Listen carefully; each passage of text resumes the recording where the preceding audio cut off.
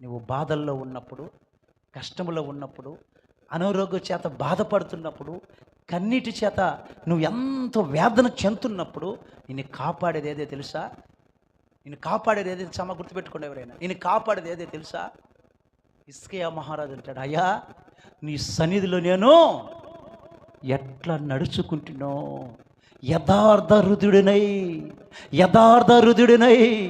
ఎంత మంచి వ్యక్తిగా నీ సన్నిధిలో నేను నడుచుకున్నానో కృపతో జ్ఞాపకం చేసుకో ప్రభువా అన్నాడు. దేవునికి స్తోత్రం కలుగును గాక.